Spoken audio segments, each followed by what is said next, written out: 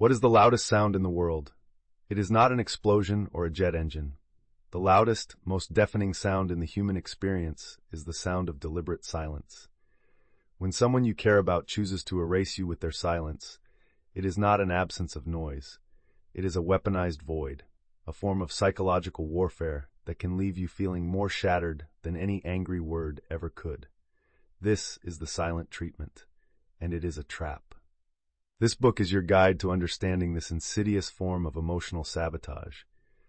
We will explore why it hurts so profoundly, how to spot its manipulative intent, and most importantly, how to build the inner strength to become immune to its power. You will learn to break free from the trap, not by making them talk, but by finding your own unshakable peace in their silence. The Silent Treatment Trap: How to Avoid Emotional Sabotage, written and published by Stealth Psychology. Chapter 1: The Silent Game. Imagine you are playing a game of chess. You understand the rules, you know how the pieces move, and you are engaged in a strategic contest with your opponent. Now imagine you are in a disagreement with a loved one, a friend, or a colleague. You say something, and in response, they say nothing. They do not just pause, they become a silent, impenetrable wall. They will not look at you. They will not acknowledge your presence. If you ask what is wrong, you are met with more silence. A heavy, palpable quiet fills the room, and suddenly you feel a surge of anxiety and confusion. You are in a game, but you do not know the rules, you do not know the objective, and you do not even know what move you made that caused your opponent to suddenly freeze the board. This is the silent game, and it is a form of psychological manipulation designed to create a profound power imbalance. The problem for the person on the receiving end is that it is utterly disorienting.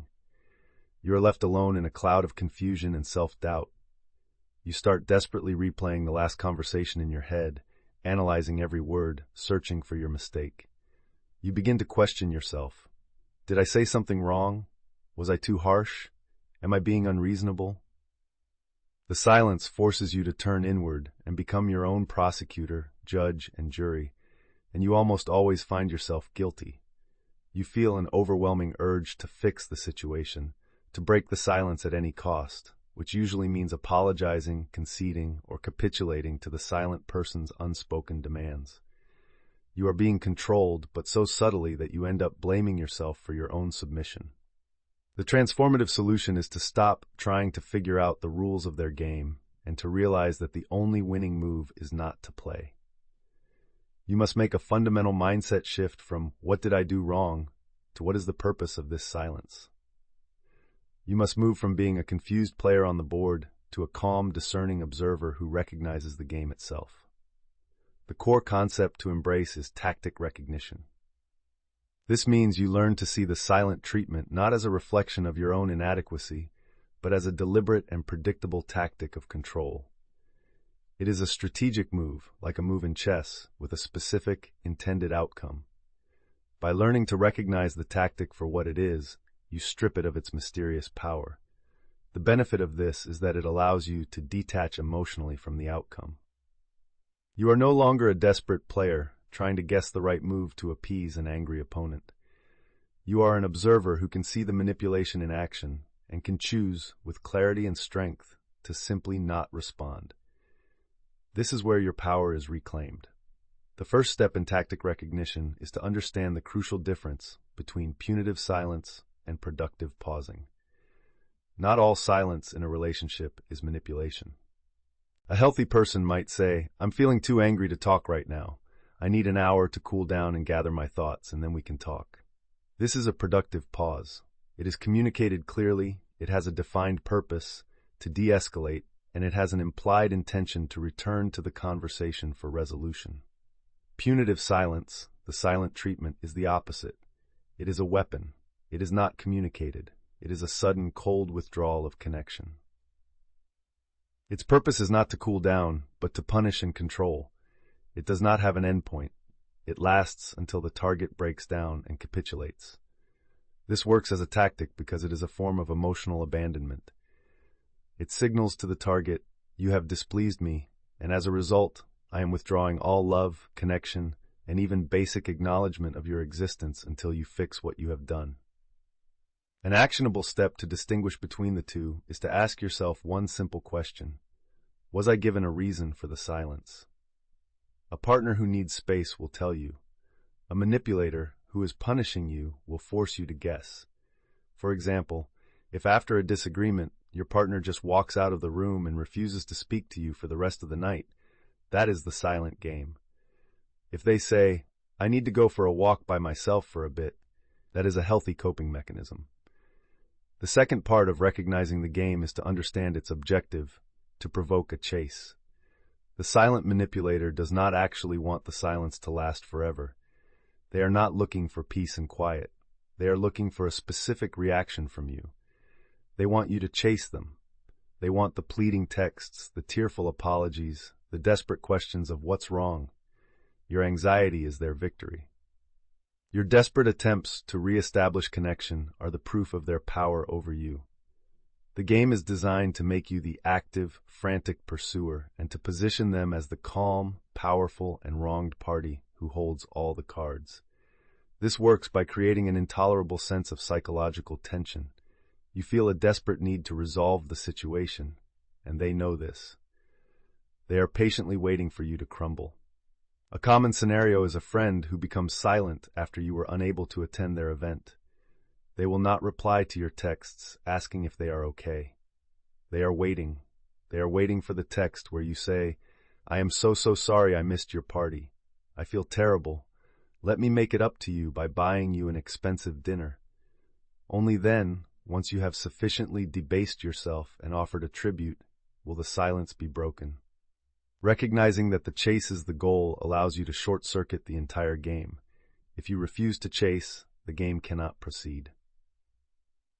The third and final piece of tactic recognition is understanding the power dynamic shift. In any healthy interaction, power is relatively balanced. In the silent game, the manipulator seizes absolute power. By refusing to communicate, they become the sole gatekeeper of the relationship's well-being. They alone decide when the punishment ends and when connection can be resumed. You are rendered completely powerless, waiting for their judgment. This is an incredibly intoxicating position for someone with narcissistic or controlling tendencies. It allows them to feel dominant and superior without ever having to engage in the messy, vulnerable work of actual communication. This works because it forces you into a subordinate, childlike role. You are like a small child who has displeased a parent and is now anxiously waiting to be let out of timeout. For example, in a workplace, a manager might use the silent treatment on an employee who voiced a dissenting opinion in a meeting. For the rest of the week, the manager will not make eye contact, will ignore their emails, and will address all questions to the person sitting next to them. This creates a powerful message to the entire team. Cross me and you will cease to exist. The employee is forced into a position of either groveling for forgiveness or suffering the professional consequences of being ostracized. Understanding this power dynamic is crucial. When you feel that familiar surge of anxiety, you can identify it and say to yourself, this is not about the original disagreement. This is about them asserting their power over me. I will not participate in this power play. You can now see the silent game for what it is, a punitive, controlling tactic designed to provoke a chase and establish a power imbalance.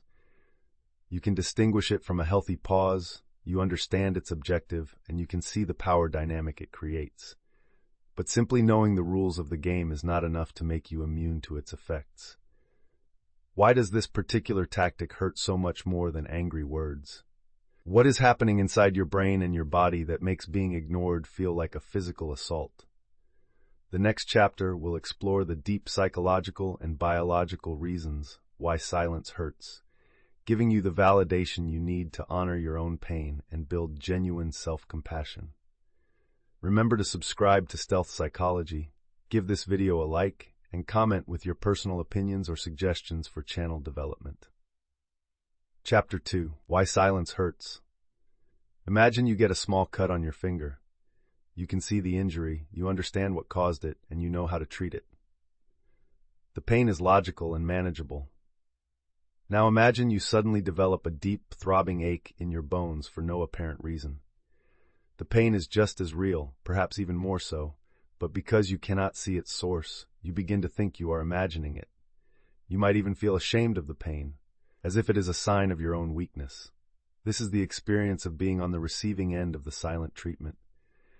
The pain is profound, real, and deeply distressing, yet because it is inflicted by an absence, by a lack of words, a lack of touch, a lack of acknowledgement, we often invalidate our own suffering. The problem for so many people is this sense of shame and confusion surrounding their own pain. We tell ourselves, why am I so upset? They're not even yelling at me. It's just silence. I must be overreacting or being too sensitive. We try to rationalize away the hurt, but it persists, a heavy, cold weight in our chest. This self-invalidation is one of the most damaging aspects of the silent treatment trap, because it prevents us from seeing the behavior as what it truly is, a severe and potent form of emotional abuse. We are being wounded, but we have been convinced that the weapon that hurt us does not even exist. The transformative solution is to give yourself the profound gift of validating your own pain by understanding its deep biological and psychological roots. You are not overreacting. Your brain and body are reacting exactly as they have been programmed to by millions of years of evolution. The powerful mindset shift is from, what is wrong with me for feeling this way, to there's a powerful scientific reason I am feeling this way, and my pain is a legitimate signal of a genuine threat. The core concept to embrace is what we will call neurocompassion. This is the practice of applying a compassionate understanding to your own neurological and emotional responses. By learning the science behind why silence hurts, you can stop blaming yourself and start marveling at the incredible sensitivity of your own internal threat detection system. The benefit of this is that it completely removes the shame from the experience. You realize you are not weak. You are exquisitely human.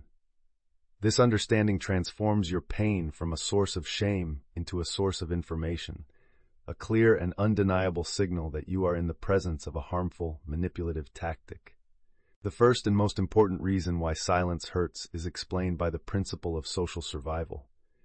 As human beings, we are fundamentally social creatures. For our ancient ancestors, being part of a tribe was not a lifestyle choice. It was the only way to survive. Cooperation was necessary for finding food, defending against predators, and raising children. To be ostracized or cast out from the tribe was quite literally a death sentence. An individual alone in the wilderness would not last long. Because of this, our brains have evolved a highly sophisticated social monitoring system. The part of our brain that registers physical pain, the anterior cingulate cortex, is the very same part that lights up when we experience social rejection or ostracism. This is not a metaphor.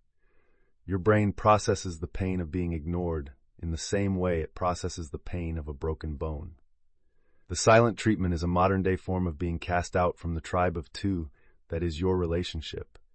It signals to the deepest, most primal part of your brain, you are being rejected.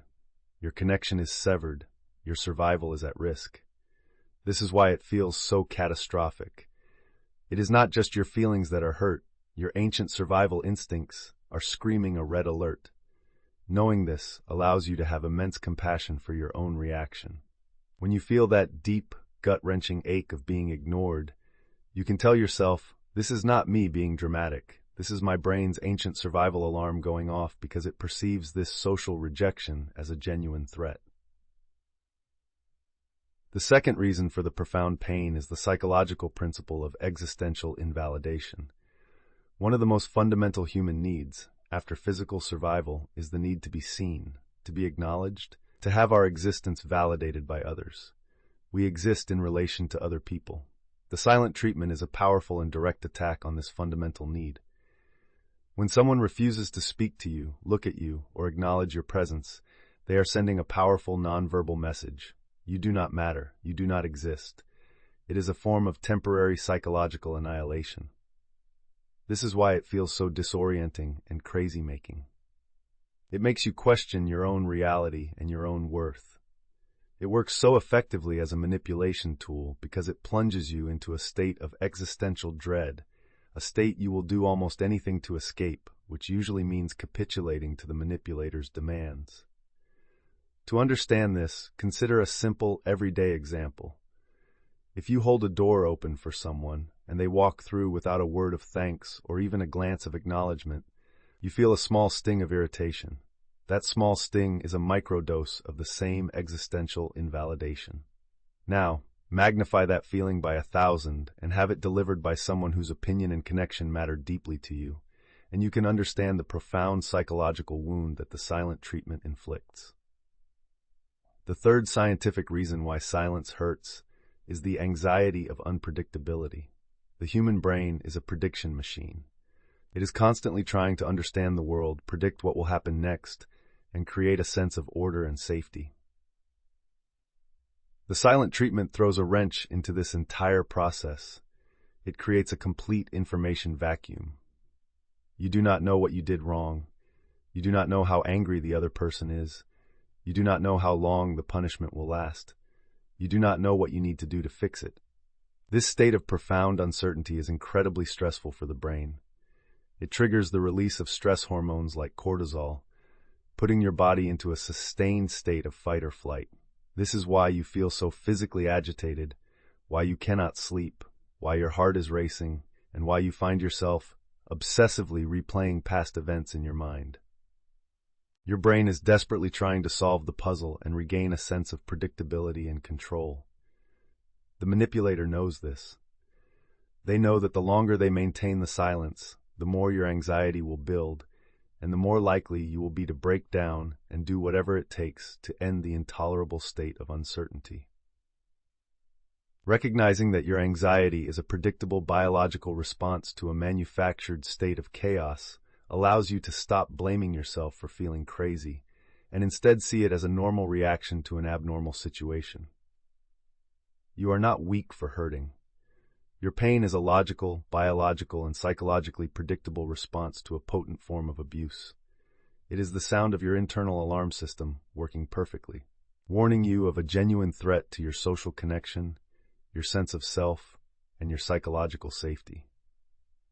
Now that you can honor your pain and understand its source, the next step is to become a master at spotting the manipulation before it can take root. Not all silence is created equal. How can you confidently distinguish between a partner's healthy need for a quiet moment and the opening move in the silent game? The next chapter will teach you how to spot the subtle red flags that will make you an expert at identifying manipulation in action. Remember to subscribe to Stealth Psychology, give this video a like, and comment with your personal opinions or suggestions for channel development. Chapter 3: Spotting the Manipulation. Imagine you are a sailor navigating the ocean. You understand that the weather can change. You know that a quiet, calm sea can be a sign of a peaceful day ahead, but you also know that a sudden, eerie calm can be the sign of an approaching storm. A skilled sailor knows how to read the subtle signs, the change in the air, the color of the sky, the behavior of the waves, to distinguish between a safe calm and a dangerous one. This is the skill you must now develop in your relationships. Not all silence is a storm. Sometimes, a person genuinely needs a quiet moment to process their thoughts or to de-escalate their own anger. This healthy, respectful silence is like the peaceful sea. But the silent treatment is a manipulative tactic, a psychological storm designed to punish and control. It is the eerie, unnatural calm that precedes destruction. The problem for many people is that they cannot tell the difference. They have been conditioned by the manipulator to treat all silence as a potential threat. As a result, they may react with anxiety even to a partner's healthy request for space, which can create unnecessary conflict. Or, even more dangerously, they may have become so accustomed to the manipulative silence that they have started to accept it as a normal, albeit unpleasant, part of their relationship. They have stopped seeing the storm warnings altogether. The transformative solution is to become a discerning, psychological meteorologist. You will learn to stop reacting to silence with a blanket sense of fear, and instead, to observe it with analytical clarity. The powerful mindset shift is from silence is scary to I can analyze this silence for specific data points that will tell me its true nature. The core concept is intentional observation.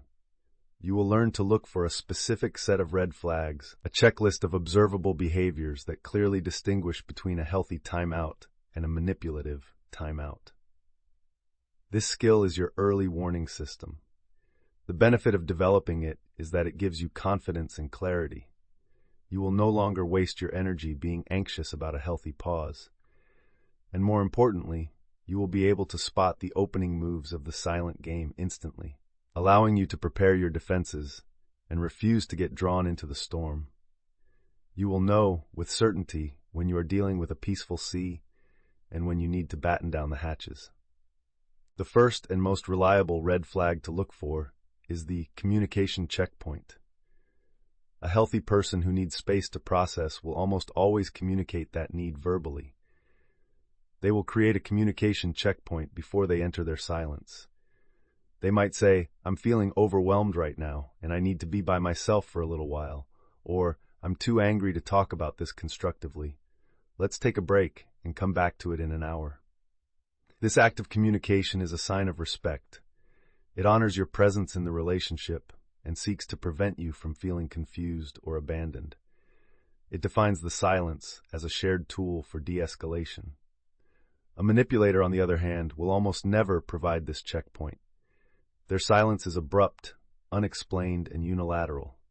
They will walk out of a room mid-sentence, suddenly stop replying to texts, or simply start behaving as if you are not there. This works because the lack of communication is the very thing that creates the anxiety and confusion they want you to feel.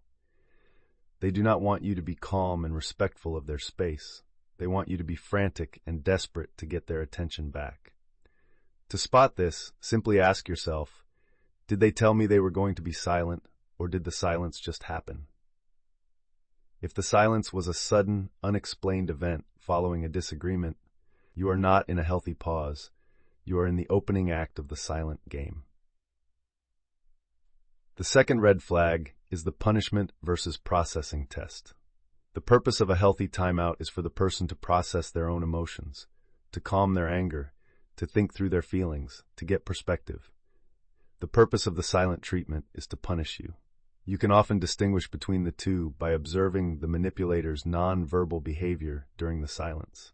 A person who is genuinely processing might be reading a book, going for a walk, or listening to music. They are engaged in self-soothing activities. A person who is punishing you with silence will often make a show of their silence. They will be present in the same room as you, but will make a great effort to ignore you. They might sigh loudly, slam doors, or engage warmly with other people on the phone or in person, while continuing to treat you as if you are invisible. This is not the behavior of someone who is trying to calm down.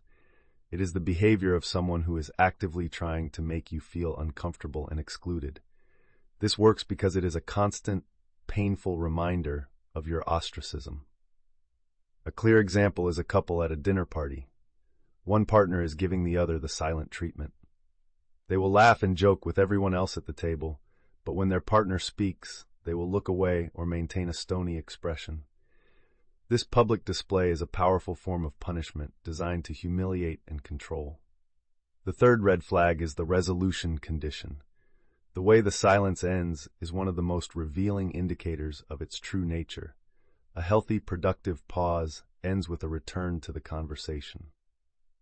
The person who needed space will re-engage, often by saying something like, "Okay, I've had some time to think, and I'm ready to talk about this calmly now." The goal is to resolve the original issue. A manipulative silence ends only when a specific, unspoken condition has been met by you, the target. The silence ends when you have apologized, when you have conceded on the original point of disagreement, or when you have begged them to talk to you. The manipulator does not want to resolve the original issue. They have already won by forcing your capitulation. Once you have given in, they will often become warm and affectionate again, as if nothing ever happened. This is called hoovering, a tactic to suck you back into the positive side of the cycle. This works by training you that the only way to restore connection and end the painful silence is to surrender. To spot this, observe what happens when the silence breaks. Does it lead to a productive conversation about the problem, or does it only end after you have given up your position? If connection is only restored after your surrender, you can be certain that the silence was a weapon, not a tool for peace. You are now a skilled psychological meteorologist. You can look at the quiet in your relationship and accurately read the signs. You know the difference between a respectful pause and a punitive silence. You can spot the game before it even truly begins. This awareness is your shield. It protects you from the confusion and self-doubt that the silent treatment is designed to create. But awareness alone does not stop the storm. Now that you can see it coming, what do? How do you stand firm when the winds of their silent fury start to blow? How do you find the strength to not just spot the trap, but to walk around it without getting caught? The next chapter will provide you with the practical strategies you need to break free from the silent treatment trap for good. Remember to subscribe to Stealth Psychology, give this video a like, and comment with your personal opinions or suggestions for channel development. Chapter 4. Breaking free from it. Imagine you are trapped in a pit of quicksand. Your every instinct screams at you to struggle, to fight, to thrash your way out. But the harder you fight, the faster you sink. The very actions that feel like self-preservation are the ones that are pulling you under. The only way to survive quicksand is to do the opposite of what your panicked brain tells you to do.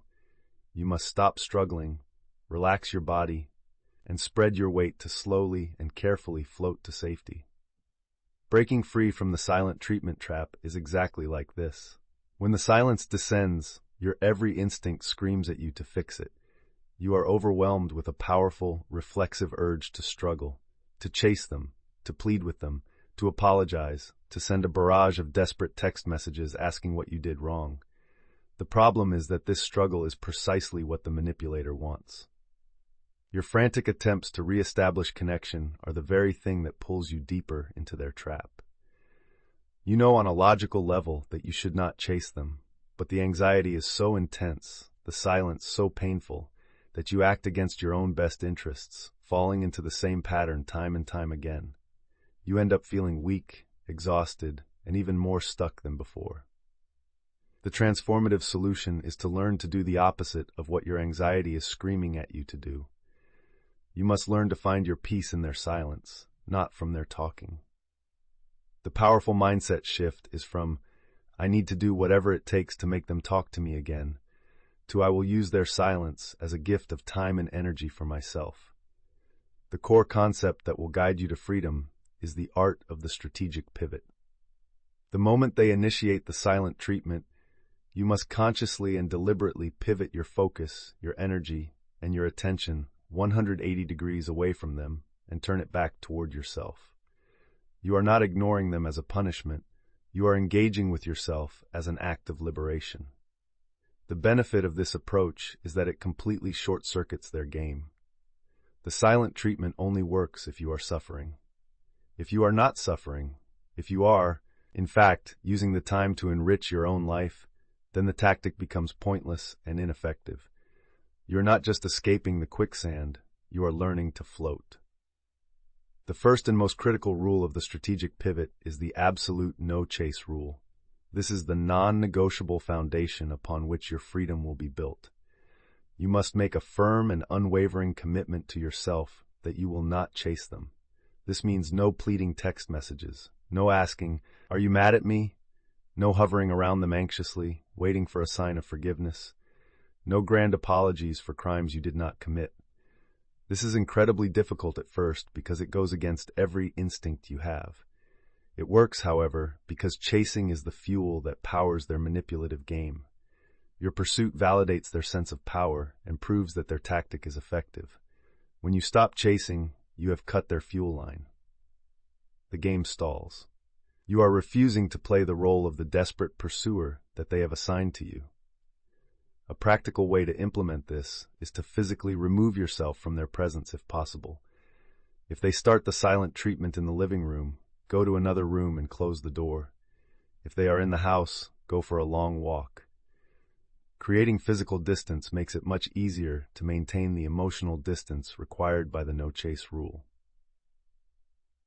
The second part of the pivot is not passive, it is active. This is the self-care offensive. The manipulator's silence creates a psychological vacuum, which your brain will try to fill with anxiety and obsessive thoughts. You must not let it. You must proactively and joyfully fill that vacuum with acts of radical self-care. This works because it systematically retrains your brain to associate their silence not with punishment and dread, but with opportunity and pleasure. You are creating a new, positive feedback loop. Before the next silent treatment begins, and if you are with a manipulator, you can be sure it will, you should create a self-care menu. This is a written list of activities that you genuinely enjoy and that make you feel good about yourself. The list could include things like taking a long bath with your favorite music, calling a specific friend who always makes you laugh, going to the gym, working on a creative project, watching a movie they would never watch with you, or even tackling a small organizational project that will make you feel productive. The moment the silence begins, you immediately consult your menu and launch your offensive. For example, your partner starts stonewalling you after a disagreement. Instead of sitting on the couch stewing in anxiety, you say to yourself, "Great, this means I have a free evening to myself." You then proceed to run a hot bath, put on a face mask, and read a chapter of a book you love. You are turning their intended punishment into a personal spa day. The third and most internal part of the strategic pivot is the internal validation practice. While you are on your self-care offensive, your mind, conditioned by years of manipulation, will still be trying to pull you back into the old pattern. It will whisper insidious lies. "You're being selfish. This is all your fault. A good person would be trying to fix this." You must become your own greatest defender against this internal critic. You must become your own source of validation. This works because it strengthens your core sense of self and builds your resilience against their psychological attacks. It is about becoming your own loving parent. An actionable way to do this is through verbal affirmations, spoken either out loud to yourself or written down in a journal. As the internal critic starts its attack, you counter it with the truth. When you hear the voice saying, "You are so selfish," you respond, "I am not selfish. I am protecting my own well-being, which is a necessary and good thing to do." When you hear, "This is all your fault," you counter with, "I am not responsible for managing another adult's emotions. Their choice to use silence is their responsibility, not mine." When you hear they're going to leave you, you counter with, "My security and wholeness do not depend on this person's approval. I will be okay no matter what." You are actively fighting a battle for your own mind, and with practice, your validating voice will become stronger than the echo of theirs. By committing to the no-chase rule, launching a self-care offensive, and practicing internal validation, you are doing more than just surviving the silent treatment. You are fundamentally changing the entire dynamic. You are taking their most powerful weapon and rendering it useless. You are showing them through your actions that their silence no longer controls you. This will inevitably change their behavior. But how do you handle the next phase? How do you move from this powerful defensive posture to proactively taking back control of the relationship's terms of engagement? What happens when they realize their silence is no longer working? The next chapter will teach you how to manage the aftermath and how to take back the steering wheel of your own life. Remember to subscribe to Stealth Psychology, give this video a like, and comment with your personal opinions or suggestions for channel development. Chapter 5. Taking Back Control. Imagine you have been a passenger in a car that has been driven erratically and dangerously for a very long time. The driver, the manipulator, speeds up and slows down at will, swerves unexpectedly, and often slams on the brakes for no reason, leaving you in a constant state of anxiety. For a long time, you have just been holding on, trying not to get whiplash. By learning to break free from the silent treatment trap, you have essentially unbuckled your seatbelt and refused to be thrown around anymore. You have stopped reacting to the lurching movements of the car. This is a monumental victory. But you are still in the passenger seat. The manipulator is still the one behind the wheel, and they still believe they are in control of the journey. The problem that many people face at this stage is that while they have stopped chasing, they do not know what to do next. They have successfully avoided the trap, but they have not dismantled it. The manipulator may eventually break the silence and act as if nothing happened, completely denying you any resolution of the original issue. This leaves you feeling stuck in a loop, where you are perpetually waiting for their next mood swing, their next silent punishment. You need to move from being a calm passenger to someone who has a hand on the steering wheel. The transformative solution is to understand that true control is not about learning to control the other person. It is about taking absolute control of your own participation in the relationship and clearly defining the terms under which you will engage. The powerful mindset shift is from, how do I survive their behavior, to what are my non-negotiable terms for being in this interaction. You are no longer just a reactor. You are an initiator of a new dynamic. The core concept you will master is setting the new terms of engagement. This is a proactive, empowered stance where you decide what behaviors you will and will not accept, and you communicate these terms not necessarily with a grand announcement, but through your new, consistent actions and reactions. The benefit of this is that it forces the manipulator to either adapt to your new, healthier rules of engagement, or to reveal themselves as someone who is completely unwilling to participate in a respectful relationship. Either outcome is a win for you, providing you with either an improved dynamic or the undeniable clarity you need to make a final decision about the relationship's future. The first step in setting the new terms is mastering the principle of indifference as a superpower. The moment the manipulator chooses to end their silent treatment is a critical test. Your reaction in this moment will teach them whether or not their tactic was successful. If you react with immense relief, shower them with affection, and act as if you have been waiting with bated breath for their return, you have just inadvertently rewarded them for their bad behavior. You have shown them that the silence worked perfectly to make you anxious and desperate for their approval. The empowered response is to greet their return with a calm, mild, and almost indifferent demeanor. This works because it sends a powerful, nonverbal message. Your absence did not unduly affect my emotional state.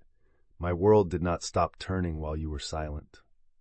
This removes the narcissistic supply, the reward they get from feeling your desperation.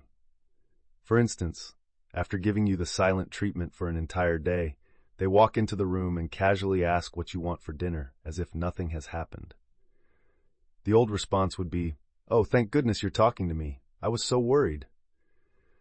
The new, empowered response is to look up from your book, give a slight, calm smile, and say, "Oh, hello. I'm not sure yet. I haven't thought about it," and then briefly return your attention to your book before re-engaging. You are signaling that you are not angry, but you are also not relieved. You are neutral. You are indifferent. This is incredibly disarming for a manipulator. The second step is the boundary statement for the tactic. While indifference is powerful in the moment, you must also address the behavior itself at a later, calmer time. You need to put words to the game and state clearly that you will no longer be a player. This works by dragging the unspoken, covert tactic into the light of direct, overt communication. It makes it much harder for them to use the tactic again without being fully aware that you see exactly what they are doing. This conversation must be done when you are both calm, not in the middle of a conflict. Using the I statement framework, you would state your boundary clearly. For example, I would like to talk about what happens when we have a disagreement. I feel hurt and disrespected when communication stops completely for long periods. It is not a healthy or productive way for us to solve problems. In the future, if you need space, I need you to communicate that by saying I need some time. I am no longer willing to participate in prolonged silent treatments. This is not an attack. It is a clear statement of your needs and a declaration of a new rule for the relationship. The third and most critical step is establishing a consequence for the tactic. A boundary without a consequence is just a wish. You must decide for yourself, ahead of time, what you will do the very next time the manipulator chooses to deploy the silent treatment in defiance of your newly stated boundary. The consequence should be a natural one that serves to protect your own peace and well-being. This is not about punishing them. it is about protecting yourself. This works because it demonstrates through your actions that the new rule is real and that there is now a tangible cost associated with their manipulative behavior. Consistency is everything. The consequence must be enforced every single time. For example, your pre-decided consequence might be, if they choose to use the silent treatment again, I will physically remove myself from their presence. The next time a disagreement leads to them stonewalling you, you do not argue. You do not remind them of your previous conversation. You simply execute the consequence. You calmly pick up your keys and say, I can see you're not willing to communicate right now. I'm going to go out for a few hours. Or I'm going to go into the other room and read.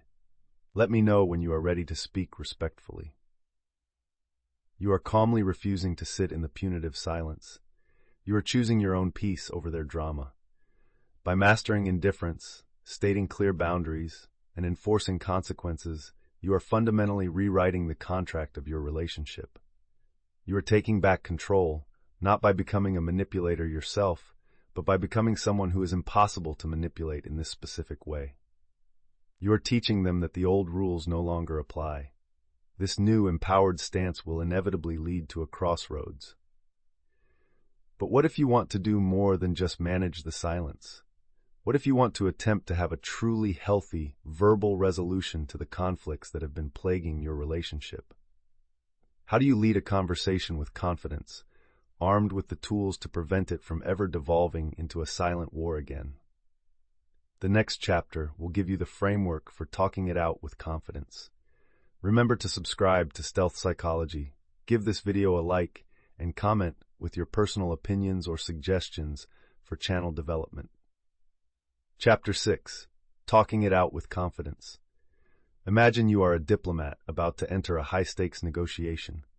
You do not just walk into the room and hope for the best. You have a clear objective. You have studied the person you are negotiating with.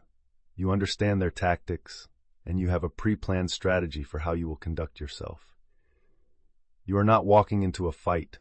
You are walking into a structured process over which you have a great deal of influence. This is the exact mindset you must adopt when you decide to talk out a difficult issue with someone who has habitually used the silent treatment against you. For a long time, the very thought of initiating an important conversation has likely been terrifying. Your past experience has taught you that it is a path fraught with danger, one that almost always ends with the painful cold shoulder of a punitive silence. To avoid this, you have likely been avoiding conflict and sweeping important issues under the rug. This leads to a slow buildup of resentment and a long list of unresolved problems that act like poison to the relationship. You do not trust them to communicate respectfully, and on a deeper level, you do not trust yourself to handle the interaction without getting emotionally overwhelmed or manipulated. You are afraid to talk because you have only ever known a dysfunctional way of talking. The transformative solution is to realize that you can become the architect of the conversation itself. You do not have to be a passive participant in their chaotic communication style. You can be the one who creates a structure and a set of rules for the interaction, a framework that makes healthy communication more likely and manipulation much less effective. The powerful mindset shift is from, I am afraid to start this conversation, to I am prepared to lead this conversation toward a productive outcome. The core concept is structured communication. This is a proactive approach where you, not them, set the tone, the agenda, and the boundaries for a difficult conversation. The benefit is an enormous boost in confidence. You are no longer entering a chaotic, unpredictable field of conflict. You are entering a carefully planned arena where you have defined the rules of engagement.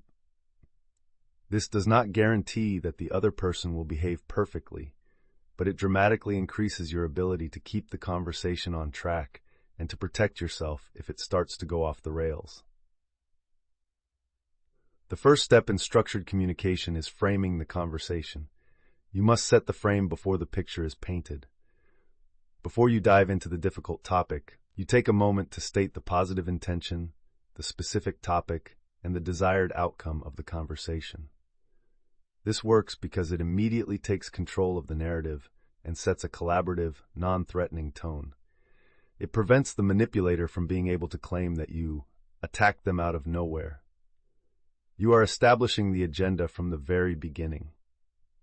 For example, instead of just blurting out, "We need to talk about your spending," which is almost guaranteed to start a fight, you would use a framing statement. You might say, "I'd like to find about 15 minutes later this evening to talk about our budget for next month. My hope is that we can get on the same page and come up with a plan that makes us both feel more secure and relaxed. When would be a good time for you?" You have stated the topic, the budget, the time limit, 15 minutes, and the positive, shared goal, feeling secure and relaxed. You have created a safe container for a difficult conversation. The second principle to follow during the conversation is the stick to the facts rule. When you are discussing the issue, you must train yourself to speak in terms of specific, observable behaviors, not emotional interpretations or broad generalizations. Avoid accusatory words like "you always" or "you never," as these are invitations to an argument. This works because it is very difficult for a person to logically argue with a fact. They can, however, easily argue with your interpretation or your feelings about that fact. Keeping the conversation grounded in objective reality keeps it from escalating into emotional chaos. For example, instead of the interpretation, "You are so lazy, you never help me around the house," which is a character attack, you would stick to the facts. "I noticed that I was the one who did the grocery shopping, cooked dinner, and cleaned the kitchen every night this week. I am feeling overwhelmed by that workload." You are not attacking their character. You are presenting a verifiable set of facts and stating how it impacts you. This is a much more difficult statement to argue with. The third principle is the calm de-escalation method. Despite your best efforts, a person accustomed to manipulation may still become defensive or begin to shut down during a difficult conversation. You must be prepared for this. When you see the signs, a change in their tone, a defensive posture, the beginnings of a silent withdrawal, you must have a de-escalation tactic ready. The most effective tactic is validation. This does not mean you agree with them. It means you acknowledge the emotion they are feeling. This works because it soothes their threatened ego and shows them that you are listening, which can be enough to prevent a full shutdown. For example, if you are discussing a sensitive topic and they say, "I just feel like you're always criticizing me," your instinct might be to defend yourself by saying, "I'm not criticizing you." This will only escalate the conflict. The de-escalation method would be to pause and say calmly, "It sounds like what I'm saying is coming across as criticism, and that is making you feel attacked. I can understand why that would be frustrating." You have validated their feeling, frustration, without agreeing with their premise. "You are criticizing me." This act of empathy can often be the key that keeps the conversation going. Finally, every structured conversation must have a planned exit strategy. You must know when the conversation is no longer productive and is devolving into a familiar, toxic pattern. Your goal is not to win the argument at all costs. Your goal is to have a productive conversation, and if that is not possible, to protect your own peace. You must have a pre-planned, calm exit line ready to deploy. This works because it prevents you from getting trapped in an endless circular argument or being subjected to a new round of the silent treatment. It keeps you in control of your own participation. Your exit line should be simple and non-accusatory. For example, "It seems like we are starting to go in circles now, and I don't think this is productive for either of us. I'm going to take a break from this conversation, and we can try again another time." Or, if they begin to shut down, "I can see that you are no longer able to continue this conversation right now. We will have to put a pin in it." Then, you must physically and emotionally disengage. You have ended the conversation on your terms. Mastering these communication skills is the final step in your transformation from victim to victor. You are no longer just reacting to their silence. You are proactively creating a new, healthier way of interacting. You are demonstrating, through your own calm confidence, that the old games are over. The ultimate power is not found in forcing a manipulator to talk. It is found in knowing that you have the skills and the strength to handle any conversation with integrity, and the profound wisdom to know when the most powerful statement you can make is to calmly walk away. Your peace is no longer a hostage to their moods. It is a fortress that you have built yourself, and you are its sole protector. Throughout this book, we have navigated the treacherous landscape of the silent treatment, a world of psychological warfare disguised as quiet. We began by identifying the silent game itself, learning to distinguish its punitive nature from a healthy need for space. We delved into the deep biological and psychological reasons why this tactic inflicts such profound pain, validating our own hurt and fostering self-compassion. We learned to spot the red flags of manipulation and to break free from the trap by strategically pivoting our energy back to ourselves. We have moved on to taking back control by setting new terms of engagement and establishing firm boundaries. Finally, we have learned how to approach difficult conversations with the confidence of a skilled and prepared architect. The journey has been one of moving from confusion to clarity, from reaction to action, and from being a pawn in their game to being the master of your own peace. Thank you for your time and for the incredible courage you have shown by investing in your own well-being. If this guide has been valuable to you, please consider giving this video a like, subscribing to Stealth Psychology for more empowering content, and sharing your own journey of healing and strength in the comments below.